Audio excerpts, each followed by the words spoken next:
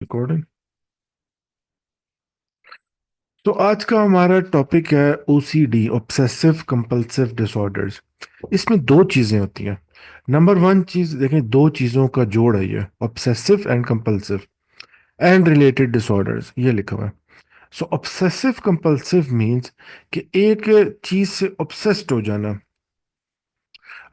कोई ना कोई थॉट बंदे के माइंड में आ रही है, उस थॉट से ऑब्सेस हो जाना। What is obsession? ऑब्सेशन क्या होती है? आपको पता है ऑब्सेशन क्या होती है? What do you think obsession is?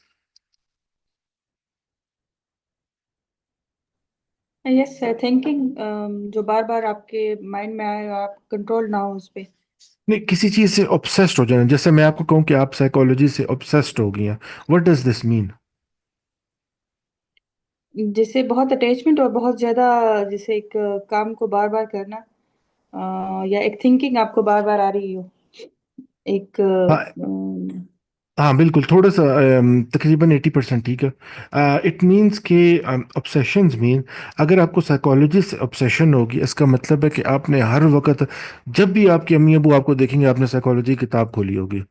इतनी ज़्यादा ऑब्सेस्ड होंगी साइकोलॉजी के साथ कि हर वक्त किताब खोली हुई है, साइकोलॉजी को लर्न कर रही हैं। हर चीज़ पे, हर जगह आप मूवी देख रही हैं, उसमें आपको साइकोलॉजी याद आ रही है। अम्मी अबू के साथ खाना खाने में बैठी हुई हैं, उसमें आपको साइकोलॉजी याद आ रही है। इसको कहते हैं ऑब्सेशन, किसी चीज़ के साथ ऑब्सेस्ड हो जाना, कि मुझे ये काम करना है, या मुझे ये जो चीज़ है, ये वाली चीज़ से मुझे ऑब्सेशन हो चुकी है, इस चीज़ से। जैसे साइकोलॉजी से। तो इसको कहते हैं ऑब्सेशन। अब ऑब्सेसिव जो डिसऑर्डर्स हैं, इसमें ऑब्सेशन क्या होती है? जो थॉट्स बंदे के माइंड में आ रही होती हैं, अनयूजुअल से थॉट्स होती हैं, बट वो थॉट्स माइंड में आ रही होती हैं, लेकिन उस बंदे के लिए रियल होती हैं। ठीक है। अब उन थॉट्स की वजह से बंदा चंद एक्शंस परफॉर्म करना शुरू कर देता है कंसिस्टेंटली। उसको हम कहते हैं कंपल्जन्स। अब ये एक ऑब्सेशन था जो मैंने पहले बता दिया, इसके बाद आता है कंपल्जन। कि बंदा कंपल्सिव हो जाता है, बंदा कहता है कि मैंने, जो मेरे माइंड में थॉट आई है उसके मुताबिक मैंने काम करना ही करना है, और वो कंसिस्टेंटली वो फिर काम करना होता है।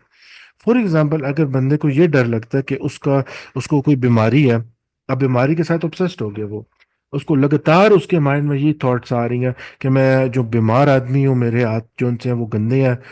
अब इसकी थॉट की वजह से उसको कंपल्जन होगा कि उसने बार बार वॉशरूम में जाके अपने हाथ धोने होंगे, ये वाला कंपल्सिव बिहेवियर परफॉर्म करना होगा। सो इसको हम कहते हैं obsessive compulsive, obsessive compulsive disorder. So obsessive compulsive और इसके साथ जो रिलेटेड डिसऑर्डर्स हैं, वो आज हम करेंगे इंशाल्लाह डीएसएम के। So obsessive compulsive and related disorder, which these include obsessive compulsive disorder OCD जो मैंने अभी बताया, body dysmorphic disorder which we are going to discuss a little later, hoarding disorder, trichotillomania, trichotillomania, hair pulling disorders, excoriation disorder, skin picking disorders, और substance और medical induce OCD and related disorders. तो ये जो सारे disorders हैं, ये हम सारे आज करेंगे। सो ओसीडी, जैसे मैंने अभी आपको एक्सप्लेन किया था, उर्दू में ये सारा कुछ इंग्लिश में लिखा हुआ है कि ऑब्सेशन और कंपल्शन इसमें होती हैं। ऑब्सेशन बार बार जो थॉट्स आ रही होती हैं कंसिस्टेंटली बंदे के माइंड में, और बंदा ऑब्सेस्ड हो जाता है उन थॉट्स के साथ कि मुझे ये थॉट जो होंगी यार कुछ सोचनी है। हाँ, उसके साथ उसकी वजह से फिर एक कंपल्जन आती है कि बंदे ने एक बिहेवियर जो है बार बार परफॉर्म करना होता है। Now we will discuss our first disorder of today, which is, मेरे थोड़ी प्रोसेसिंग स्लो है मेरे, नीचे आ जाओ, एक सेकंड वेट करें। ये आ ये हमारा आज पहला डिसऑर्डर है OCD, obsessive compulsive disorder. And इसमें यही होता है जैसे मैंने अभी मेंशन किया। अब जरूरी नहीं है कि एक बंदे के लिए उसमें ऑब्सेशन भी हो और कंपल्जन्स, दोनों चीजें उसमें हो। अगर सिर्फ ऑब्सेशंस हैं तो उस पे भी हम इसको डायग्नोज कर सकते हैं कि इसको ओसीडी है। ठीक है। सिर्फ थॉट्स अगर इस तरह की कंसिस्टेंटली माइंड में आ रही हैं तो। अब हम चाहते हैं डायग्नोस्टिक क्राइटेरिया पे, अब हम इसको डायग्नोज किन चीज़ों के बेस पे कर सकते हैं। Number A criteria, number A B C D और बाकी वो कुछ है। ठीक है। एक क्राइटेरिया ये है, प्रेजेंस ऑफ ऑब्सेशंस कंपल्जन्स और बोथ। और बोथ यहाँ पे इंपॉर्टेंट वर्ड है, क्योंकि इन दोनों में से एक चीज का होना लाजमी है। Obsessions are defined by number 1 and 2। Obsessions होती क्या है? Obsessions are recurrent and persistent thoughts, urges, or images that are experienced at some time during the disturbance as intrusive and unwanted, and that in most individuals cause marked anxiety or distress. इसको हम कहते हैं obsessions. Uh, Number two, the individual attempts to ignore or suppress such thoughts, urges, or images, or to neutralize them with some other thought or action. यानी कि एक तो उसमें consistently वो थॉट्स आ रही हैं, जैसे मैंने भी बताया, और वही बार बार वो सोची जा रहा, तो जिसकी वजह से बंदे को परेशानी होती है। और नंबर टू चीज़ ये है कि वो जो सा ऐसी थॉट्स को इग्नोर करने की कोशिश करता है या सप्रेस करने की कोशिश करता है, किसी तरह से ख़त्म हो जाए, या वो कोशिश करता है कोई और कामों में मसरूफ हो जाए ताकि उस थॉट से बचा जा सके। इसको कहते हैं ऑब्सेशन। ये ऑब्सेशन होना लाजमी है उसमें। Number two, compulsions. Compulsions are defined by repetitive behaviors or mental acts that individual feels driven to perform in response to an obsession or according to the rules that must be applied rigidly. यानी कि ऐसे behaviours बार बार करना जो जिससे उसको late से उन thoughts की वजह से अब वो एक बिहेवियर जो है कंसिस्टेंटली परफॉर्म कर रहा है। ये दो चीजें हैं इसमें। रिपीटेटिव बिहेवियर कौन से हो सकते हैं? हैंड वॉशिंग, बार बार हाथ धोना, चीजों को एक जगह पे सही तरह से संभाल के रखना, या मेंटल एक्ट्स हो सकते हैं, जिस तरह बार बार अल्लाह की इबादत करते रहना कंसिस्टेंटली। एक तो होता है ना रमजान में अल्लाह की इबादत करें, that's fine, but as a result of किसी परेशानी की वजह से, परेशानी लाइक उसको ऑब्सेशन है कि मैं गंदा होऊंगा ना, और अगर मैं गंदा ही रहूंगा, अगर मैंने 4 दफा कुल हुवल्लाहु अहद ना पढ़ ली, मैंने तो ये सूरत मैंने 4 दफा नहीं पढ़ ली, मैं गंदा ही रहूंगा। तो वो पढ़ता रहेगा पढ़ता रहेगा पढ़ता रहेगा अनटिल वो सेटिस्फाइड फील करके मैं साफ हो गया। इस तरह की प्रेयर्स। फिर नंबर टू, काउंटिंग और चेकिंग। इसमें सब केस जो है ना। सर इसमें ये भी होता है ना कि जैसे नमाज पढ़ रहा पेशेंट, और वो फिर उसे लगे कि मैंने नमाज सही नहीं पढ़ी, दोबारा दोबारा पढ़ता है। एक तो हमें नॉर्मल भी यही होता है ना कि हमने कितनी नफल पढ़ी है, कितनी रकातें की है, तो बस भूल जाता है ना बंदा, तो वो तो नॉर्मल ही है। लेकिन बाद लोगों को ये बड़ी परेशानी होती है, जैसे वॉशरूम में भी वजू बार बार करना, और ये सारी और ये इस तरह के पेशेंट्स को प्रॉब्लम बहुत ज्यादा होती है फिर। एग्जैक्टली, बिल्कुल ऐसी है, 100%। तो इसमें एक बड़ा अच्छा केस है जो फ्रॉइड का केस था। फ्रॉइड के पास आया था। So what he did was, उसको उसके माइंड में थॉट्स आते थे, उसके असल में अब्बू मर गए थे, एंड हिज थॉट्स वर कि अगर मैं बार बार जो हूँ ना इबादत नहीं करूंगा, वो था क्रिश्चियन लेकिन, तो उसको लगता था कि मैं बार बार अगर इबादत नहीं करूंगा तो मेरे अब्बू को जो सा है कब्र में चूहे खा जाएंगे, जिसकी वजह से वो बार बार इबादत कर रहा होता था। तो ये उसके एक सिम्टम था ओसीडी का, जिसका ये फ्रॉइड का केस है, बड़ा मशहूर केस है। अगर आप मेरे से साइको एनालिसिस करें कोर्स, तो इंशाल्लाह उसमें ज़रूर we will discuss that in detail. अच्छा, तो द बिहेवियर्स, एक ये चीज़ है कंपल्शन की। दूसरी, द बिहेवियर्स और mental acts are aimed at preventing और रिड्यूसिंग एंजाइटी और डिस्ट्रेस और preventing some dreaded event or situation. However, these behaviors or mental acts are not connected in a realistic way in with what they are designed to neutralize or prevent, or are clearly excessive. Uh, मैं बंद कर दूं, start कर। अच्छा, तो ऐसे behaviours जिनका मकसद ये है कि या तो वो परेशानी को कम कर दें, या तो वो किसी बहुत ही ज्यादा डरावनी चीज को खत्म कर दें। जैसे मैंने अभी बताया, उसको डर था कि मैं जौन सा मेरे अब्बू को कब्र में चूहे खा जाएंगे, तो मैं बार बार इबादत कर रहा हूँ। ऐसी चीज़ों को रोकने की कोशिश करना। लेकिन इनकी वजह से एक रियलिस्टिक वे में कनेक्टेड चीज़ें नहीं होती। यानी कि एक तो होना कि बंदे को बंदा बीमार होता है, शदीद बीमार होता है, डॉक्टर ने जवाब दे दिया होता है, हम ये वो सारे उसके बेड के बैठ जाते हैं कि चलो इबादत करें, उसको कि किसी तरह से अल्लाह ताला मदद करें और ये ठीक हो जाए। वो ठीक है, यानी कि दैट इज नॉर्मल। वो एक रियलिस्टिक चीज़ है, वाकई में ऐसा हो सकता है ना कि अल्लाह ताला मदद करें और वो ठीक हो जाए, बिल्कुल हो सकता है। बट किसी तरह से वो रियलिस्टिकली कनेक्टेड नहीं है उसके साथ ना, इसकी बात आते। जैसे अभी मैंने बताया, कब्र में कैसे खा जाएंगे, आपको कैसे पता कि उसको खा रहे हैं चूहे, और अगर आप इबादत नहीं करेंगे तो खा जाएंगे, ऐसा कैसे हो सकता है? तो ये रियलिस्टिक चीज़ तो नहीं है ये। तो ऐसे जो बिहेवियर्स बार बार परफॉर्म कर रहे होते हैं, इसको हम कहते हैं कंपल्जन। सो कंपल्जन में ये दो चीज़ें आती हैं, या ऑब्सेशन या कंपल्जन होनी चाहिए, या सिर्फ ऑब्सेशन हो फिर भी ये हम उसको काउंट करते हैं कि इसको ओसीडी है।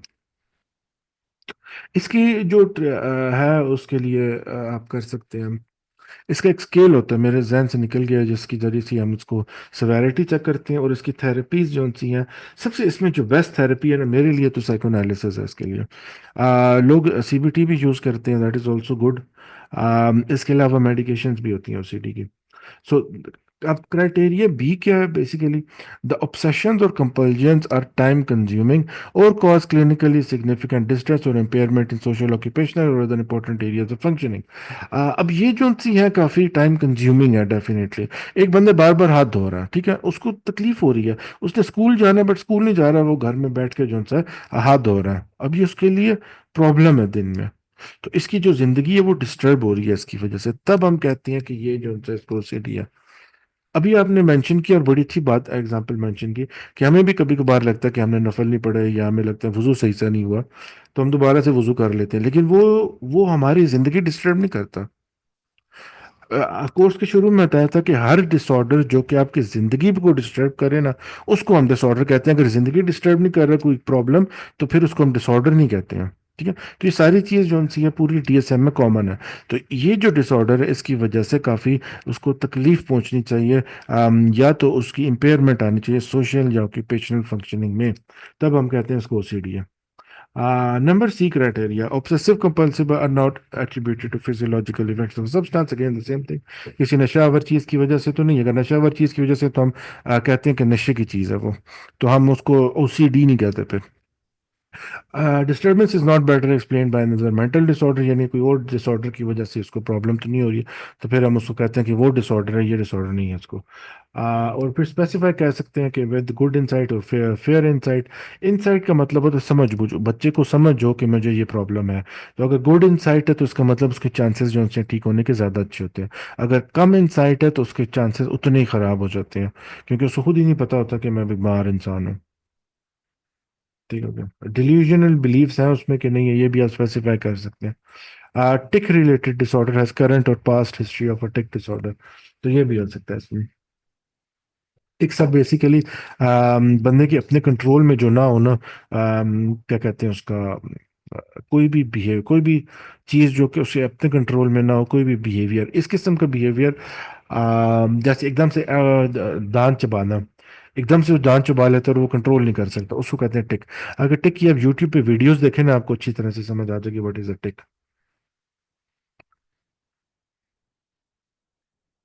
एनीवेज, तो दिस इज ओसीडी। स्पेसिफायर्स अभी हमने डिस्कस कर लिए हैं। डायग्नोस्टिक फीचर जो मैंने अभी उर्दू में सारा को समझाया ना, वो वही इंग्लिश में लिखा हुआ है, एक दफ़ा पढ़ लें तो आपको एक ही दफ़ा में सारी समझ आ जाएगी। Associated features, physical experiences,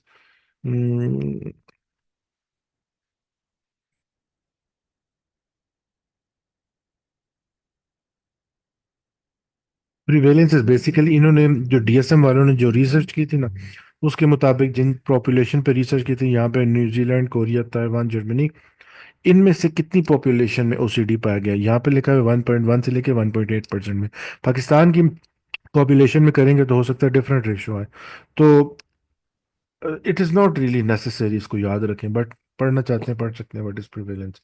development and course, अब देखें इंपॉर्टेंट जो चीज़ है ओसीडी की, in United States, the mean age onset of OCD is 19.5% and 24% of the cases start by the age 14.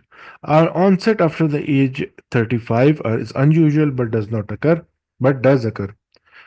Men have earlier age onset than women. 10-25% of men जो उनसे उनके 10 साल से पहले होती है. Onset of symptom is typically gradual, however, acute onset can also occur.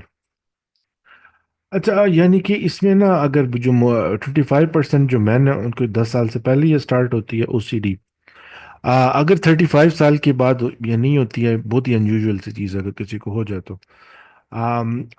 चूंकि इसमें जो कॉज है वो बेसिकली चाइल्डहुड में होती है इसकी ओसीडी के, ना कोई वाकया हुआ होता है बचपन में, जिसकी वजह से जो साइको एनालिसिस है that is the best therapy for it in my opinion.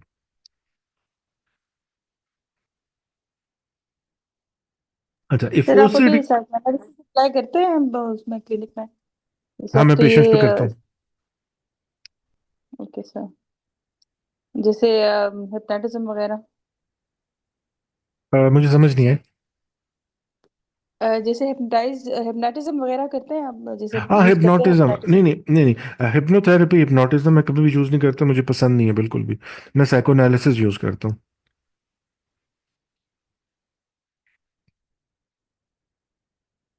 हम्म। अगर ओसीडी untreated हो, the course is usually chronic, often with waxing and waning symptoms. Some individuals have episodic course and a minority have deteriorating course. Without treatment, remission rates and results are low. Onset in childhood adolescent can lead to a lifetime of OCD. अच्छा, actually ना, जिस तरह मैंने आपको बताया था, I hope you remember that, कि हर चीज़ जो है ना वो चेंज होती रहती है। कॉन्टिनेंट्स भी हैं पूरी दुनिया में, वो चेंज हो रहे हैं consistently. 15 centimetre a year move करते हैं किसी डायरेक्शन में, सारे कॉन्टिनेंट्स।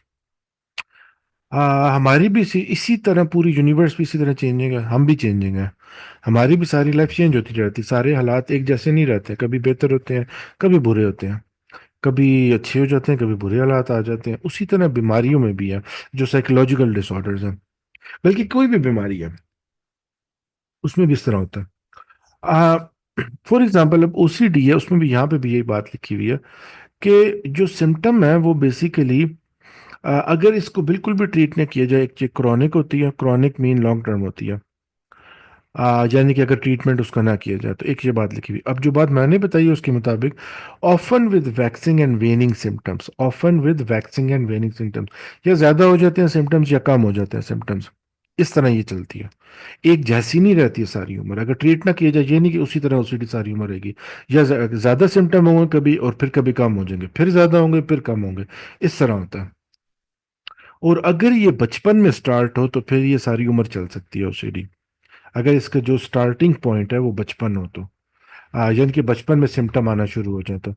कुछ बच्चों के वाकयात बचपन में हुए होते हैं जिसकी वजह से हम कहते हैं कि इसको उस वाक़े की वजह से ओसीडी है। तो क्या होता है कि बचपन में कोई वाकया हो गया, लेकिन जब बड़ा हो गया तब उसको शुरू हुई है ओसीडी। तो उसका जो सा एक अच्छा ट्रीटमेंट है, लेकिन जो एडोलेसेंस है उनको फिर लाइफ टाइम भी लगता है इसमें। और हर डिसऑर्डर में ना, इसलिए बहुत इंपॉर्टेंट है एजुकेशन, कितनी इंपॉर्टेंट है। One of the reason is कि हम लोग जो है वो कर सकें। अगर एक एडल्ट को ये पता है कि ओसीडी क्या है, वो एजुकेटेड पर्सन है, उसने बीएस किया हुआ है, उसको एकदम समझ आ जाएगी कि ओसीडी क्या है। वो थोड़ा सा गूगल सर्च करेगा, उसको समझ आ जाएगी, आप उसको समझाएंगे थेरेपी में, उसको समझ आ जाएगी। तो इसकी वजह से उसको ये भी पता चल जाता है मुझे क्या करना है ताकि मैं ठीक हो जाऊं। ठीक है। अब एक बंदा जो अनपढ़ आदमी है वो हॉस्पिटल में आता है। मैंने एक पेशेंट देखा, अस्पताल में आया वो, और मुझे आराम से आके उसने पर्ची दी और मुझे कहता है कि मुझे ना थोड़ा सा गुर्दों का प्रॉब्लम है, मुझे बस उधर जाना है, इधर जाना है। पर्ची मुझे दिखाई है। तो जब मैंने पर्ची ली, मैंने मुंह उस तरफ किया, उसको देखा मैंने, तो मुझे पता चला कि उसने हाथ में एक जार पकड़ा हुआ है, और जार जो है उसके पेट के साथ कनेक्टेड है। तो वो बंदा एक्चुअली किडनी फेलियर का मरीज था। और उसके अंदर जो जार लगा हुआ था ना, उसके साथ पेट के साथ, पेट के अंदर वो ये सिस्टम होता है, जिनका किडनी काम नहीं करती ना, वो फ्लूइड ऑटोमेटिकली अंदर जाता है जिसम में, पेट के अंदर, और वहां से जो सारे गंदा मवाद है वो निकल के जार जार में आ जाता है। तो उसने यूं करके जार पकड़ा हुआ था और अपने साथ हर जगह जा रहा था। चूंकि वो अनपढ़ आदमी था, उसको खुद नहीं पता था मेरी स्टेट क्या है, एक्चुअल स्टेट क्या है। उसको देख के मुझे इतना हुआ ना, इतना उसके ऊपर मुझे तरस आया, मैंने कहा ये क्या हुआ इसके साथ। बहरहाल, चूंकि वो अनएजुकेटेड था, उसको ये पता नहीं था कि उसके साथ क्या है। इसी तरह जो जिन अनएजुकेटेड लोग होते हैं उनकी थेरेपी करना उतना ही मुश्किल हो जाता है। और थेरेपी करना रियली इट्स वेरी डिफिकल्ट जो अनएजुकेटेड लोग होते हैं। तो ये एक प्रॉब्लम आती है उसको, फिर ट्रीटमेंट उसको कैसे करेगा, वो अपना खुद अपने आप को कैसे बेहतर बनाएगा। इसलिए कहते हैं अगर माँ जो उनसी है वो एजुकेटेड हो ना, तो वो ज्यादा अच्छी माँ बनती है,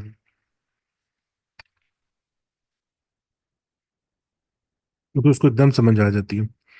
आम, मैं एक दफ़ा गया उधर, मैंने यूनिवर्सिटी में जाके सेमिनार दिया एक दफ़ा। मैंने सेमिनार दिया, उसके बाद डेफिनेटली जो उनके टीचर्स थे उनके साथ खाना वगैरह खाया और उनके साथ बातचीत की। एंड लिटरली जब भी मैं अपने मुंह से एक बात निकालूं, साइंटिफिक बात निकालूं, साइकोलॉजी से रिलेटेड ही, मैं अपने मुंह से बात निकालूं, जैसे ही मेरे मुंह से वो अल्फाज निकले जो आगे टीचर से प्रोफेसर से उनको एकदम समझ आ जाती थी ये बंदा क्या बात कर रहा है, लिटरली लाइक दिस। यही बात मैं किसी अनपढ़ को बताऊं उसको समझ ही नहीं आती, मैं जितना मर्जी उसको समझाऊं उसको नहीं समझ आ रही होती। So this is how it is. तो education is very important. Education अगर अच्छी होगी तो हर डिसऑर्डर का जो ट्रीटमेंट है उसके बिल्कुल ठीक होने के चांसेस उतने ही बेहतर हो जाते हैं, क्योंकि वो समझ रहा होता है वो क्या रहा है असल में। ठीक है। So, however, 40% of individuals with onset of obesity childhood adolescent may experience remission by early adulthood. The course is often complicated by the co-occurrence of other disorders.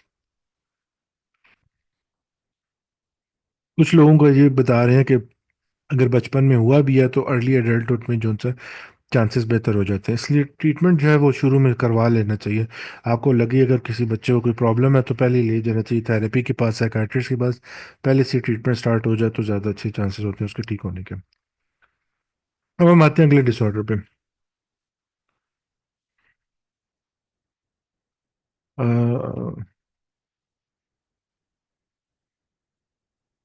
Body dysmorphic disorder.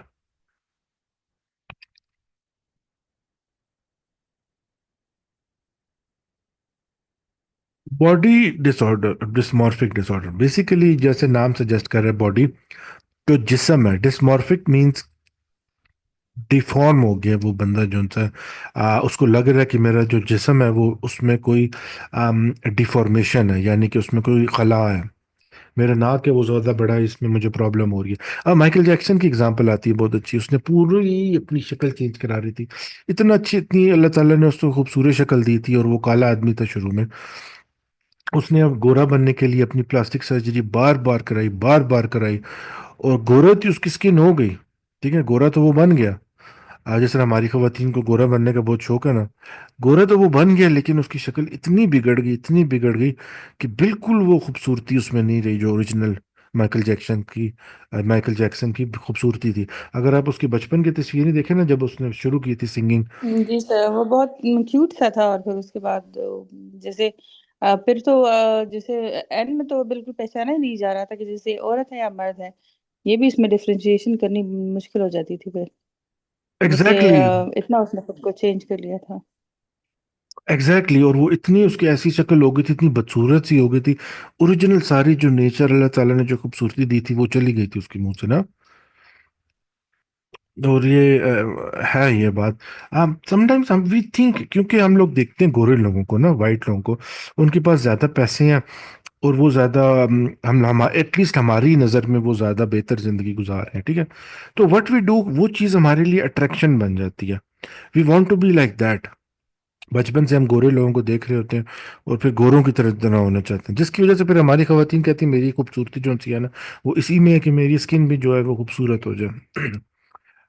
तो वो खूबसूरत करने के लिए अपनी स्किन को sir, white कर। ये कुछ इररेलेवेंट सा क्वेश्चन है, लेकिन अगर आपसे मैं पूछूं कि ये जो जैसे पेशेंट आपके पास आए या कोई बच्चा ही वो करे, क्वेश्चन करे कि हम जो है तो मुसलमान जो इतने पस्ती में गिरे हुए हैं और फैसिलिटीज भी नहीं है मुसलमानों के पास, और ये वेस्ट जो है तो वो इस्लाम को फॉलो भी नहीं कर रही, लेकिन वो फिर भी उनके पास फैसिलिटीज भी सारी कुछ है और सारा कुछ उनका अच्छा है, हमारा बुरा है। तो जैसे दुनिया जो है तो वो जो हमारे साथ कुरान में वादे किए गए हैं तो वो नऊजुबिल्लाह उसी तरह वो नहीं हो रहा मुसलमानों के साथ। आजकल जो हालात हैं गजा के देखें या और भी कश्मीर के, तो शायद दुनिया पे सिर्फ नॉन मुस्लिम ही हावी है। तो इसका आप क्या आंसर देंगे फिर?